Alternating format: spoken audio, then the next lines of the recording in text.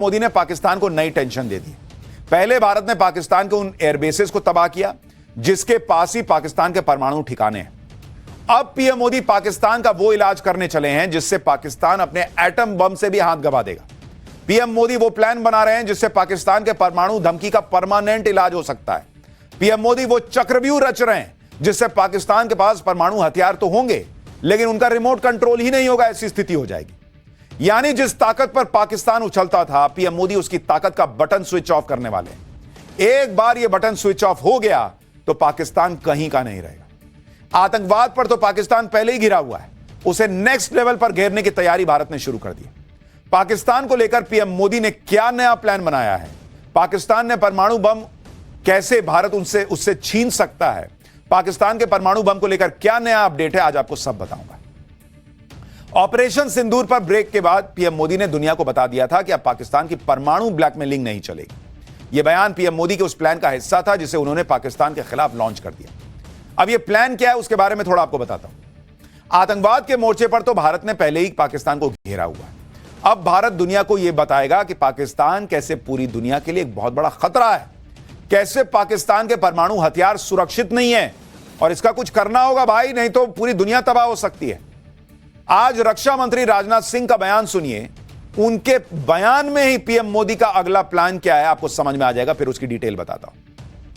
पूरी दुनिया ने देखा है कि कैसे गैर जिम्मेदाराना तरीके से पाकिस्तान द्वारा भारत को अनेक बार एटमी धमकियां दी गई हैं। आज श्रीनगर की धरती से मैं पूरी दुनिया के सामने यह सवाल उठाना चाहता हूं कि क्या ऐसे गैर जिम्मेदार और रोग नेशन के हाथों में परमाणु हथियार सुरक्षित हैं? मैं दुनिया के सामने यह सवाल खड़ा करना चाहता हूं। मैं मानता हूं कि पाकिस्तान के एटमी हथियारों को IAEA international atomic energy agency की निगरानी में लिया जाना चाहिए। रक्षा मंत्री राजनाथ सिंह का यह बहुत बड़ा बयान है। इसका सीधा मतलब यह है कि भारत पाकिस्तान के परमाणु ठिकानों पर हमेशा के लिए ताला लगवाने की अब तैयारी शुरू कर चुका है। भारत ने ठान लिया कि अब दुनिया को पाकिस्तान के आतंकवाद के साथ साथ उसके परमाणु खतरे से भी जो डर जुड़ा हुआ है वो दिखाना पड़ेगा। आप ध्यान दीजिए कि पिछले 10 साल में नरेंद्र मोदी ने दुनिया में घूम घूम कर सबको बताया कि ये एक नंबर का टेररिस्ट कंट्री है पाकिस्तान, इसको छोड़ना नहीं चाहिए। और इसलिए जब भारत एक्शन करता है तो दुनिया भारत के साथ खड़ी होती है। और अब पाकिस्तान के परमाणु हथियार दुनिया के लिए कितने खतरनाक हैं, भारत अब इस मुहिम को आगे बढ़ा रहा है। क्योंकि भारत ने पाकिस्तान को बता दिया नूर खान बेस और सरगोदा उड़ा के कि तुम हम पे फोड़ तो नहीं पाओगे, लेकिन अब वो दुनिया को बता रहा है भाई हम पे नहीं फोड़ पाएगा, लेकिन इधर उधर फटेगा तुम सोच लेना फिर किसका क्या होगा। दुनिया के लिए जानना जरूरी है कि एक ऐसे देश के पास 170 परमाणु बम है जो इंटरनेशनल टेरर का गढ़ है। एक ऐसे देश के पास 170 परमाणु बम है जहां सेना और आतंकियों के बीच गठजोड़ है। एक ऐसे देश के पास 170 परमाणु बम है जो कंगाल है, जहां फौज बेलगाम है, जहां तख्ता पलट आम बात है। एक ऐसे देश के पास परमाणु बमों का जखीरा है जहां के नेता परमाणु बम की धमकी ऐसे देते हैं जैसे परमाणु बम नहीं सुतली बम की बात कर रहे हैं। कि अधिकारियों को यह टेंशन थी कि कहीं पाकिस्तान के परमाणु हथियार आतंकियों के हाथ न लग जाएं। उस वक्त ट्रंप ने भी पाकिस्तान के लिए कहा था कि वो आतंकियों को पनाह देता है। साल 2022 में तब के अमेरिकी राष्ट्रपति जो बाइडेन ने पाकिस्तान को दुनिया के सबसे खतरनाक देशों में से एक बताया था। कहा था कि पाकिस्तान वो देश है जहां बिना किसी सामंजस्य के परमाणु हथियार मौजूद हैं। सिंदूर के दौरान पाकिस्तान ने नेशनल कमांड अथॉरिटी की मीटिंग बुला ली थी। पाकिस्तान में परमाणु हथियारों के कंट्रोल और इस्तेमाल का फैसला वहां की नेशनल कमांड अथॉरिटी ही करती है। हालांकि बाद में पाकिस्तान ऐसी कोई मीटिंग बुलाने से पलट गया था। हथियारों के इस्तेमाल की पॉलिसी को लेकर भी पाकिस्तान का रिकॉर्ड अच्छा नहीं है। साल 1998 में पाकिस्तान ने परमाणु हथियारों का टेस्ट किया था। तब से पाकिस्तान ने कभी आधिकारिक रूप से न्यूक्लियर डॉक्ट्रिन ही जारी नहीं की। यानी पाकिस्तान ने कभी यह साफ नहीं किया कि परमाणु बम के इस्तेमाल को लेकर उसकी रणनीति क्या है, उसकी नीति क्या है, उसका सिद्धांत क्या है।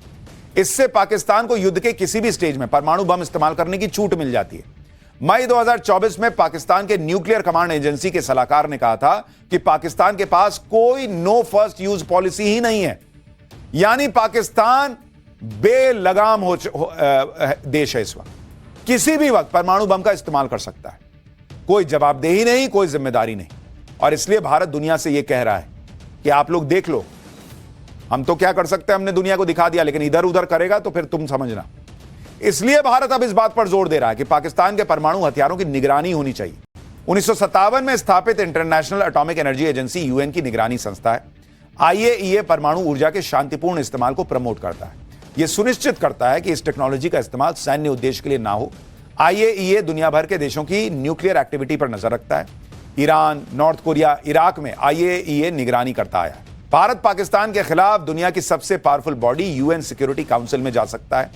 भारत अलग अलग मंचों पर इस खतरे को उठा सकता है। भारत क्वाड, G20, ब्रिक्स जैसे ताकतवर संगठनों का सदस्य है। वो इन मंचों पर भी पाकिस्तान को एक्सपोज कर सकता है। अगर यूएन सिक्योरिटी काउंसिल किसी देश को दुनिया की शांति के लिए खतरा मान ले तो वो उस देश के खिलाफ अलग अलग सैंक्शंस के अलावा मिलिट्री एक्शन भी ले सकती है। और जब परमाणु बम के आतंकियों के हाथ लगने जैसे खतरे हों तो फिर दुनिया खुद को बचाने के लिए पाकिस्तान के परमाणु ठिकानों का शटर डाउन करने पर सोच सकती है। पाकिस्तान ने अपने 170 परमाणु बम रखे हुए हैं, जहां परमाणु हथियार और उन्हें ले जाने वाली शॉर्ट रेंज और लॉन्ग रेंज मिसाइलों को रखा गया है। इसमें सबसे पहला नाम है सिंध प्रांत में मौजूद आक्रो मिलिट्री बेस। यह इलाका भारतीय सीमा से महज 145 किलोमीटर की दूरी पर है। दूसरी जगह जहां पाकिस्तान ने परमाणु हथियार रखे हैं वो पंजाब प्रांत का गुजरावाला मिलिट्री कॉम्प्लेक्स है। इस बेस की दूरी भारतीय सीमा से मात्र 60 किलोमीटर की। बलूचिस्तान के खुजदार में भी परमाणु ठिकाना बताया जाता है। यहां मिसाइलों के कई अंडरग्राउंड गोदाम हैं। सिंध प्रांत में पानो अकील मिलिट्री बेस है। बाबर और शाहीन मिसाइलें यहां रखी गई हैं। यह मिसाइल ठिकाना भारत के बॉर्डर से मात्र 60 किलोमीटर दूर है। इसके बाद सरगोदा का किराना हिल्स आता है। यहां भी पाकिस्तान के एटमी बम का ठिकाना है। इसी आधार पर भारत अब दुनिया से पूछ रहा है कि क्या ऐसे देश के परमाणु बमों को खुला छोड़ा जा सकता है क्या ऐसे गैर जिम्मेदार और रोग नेशन के हाथों में परमाणु हथियार सुरक्षित हैं क्या? यह बहुत बड़ा सवाल है जो भारत अब दुनिया के सामने रखेगा। पाकिस्तान अब ना तो अपने एटम बम बचा पाएगा और ना ही खुद को बचा पाएगा, क्योंकि दुनिया ने देख लिया कि भारत पाकिस्तान के अंदर कैसे घुसकर मार सकता है। लेकिन पूरी दुनिया इस बात पर भी हैरान है कि भारत ने कैसे पाकिस्तान में इतने अंदर तक एयरबेस और आतंकी ठिकानों पर सटीक निशाना लगाया, उन्हें मिट्टी में मिला है। और जब पाकिस्तान ने जवाब देने की कोशिश की तो उसकी हर कोशिश फेल हो गई। पाकिस्तान की मिसाइल और ड्रोन हवा में ढेर हो गए। भारत को कोई नुकसान नहीं हुआ। चीन, तुर्की, अमेरिका, इनका कोई हथियार नहीं चल पाया भारत के खिलाफ। भारत में बने ऐसे ही घातक और अचूक हथियारों में एक नाम है आकाश तीर, जिसने ऑपरेशन सिंदूर के दौरान भारत की सीमा पर ऐसी दीवार बनाई कि पाकिस्तान के सारे ड्रोन और मिसाइल हवा में ढेर हो गए। ऑपरेशन सिंदूर में आकाश तीर ने जो कारनामा दिखाया उसकी चर्चा पूरी दुनिया में हो रही है। इसकी तुलना इजरायल के मजबूत एयर डिफेंस सिस्टम आयरन डोम से होने लगी। ये देखिए आकाश तीर की तस्वीर। आज पाठशाला में स्वदेशी तकनीक से तैयार किए गए आकाश तीर की एक एक डिटेल बताऊंगा। साथ ही उन हथियारों की भी बात होगी जिन्होंने आकाश तीर से मिली कमांड के बाद पाकिस्तान के ड्रोन मार गिराए।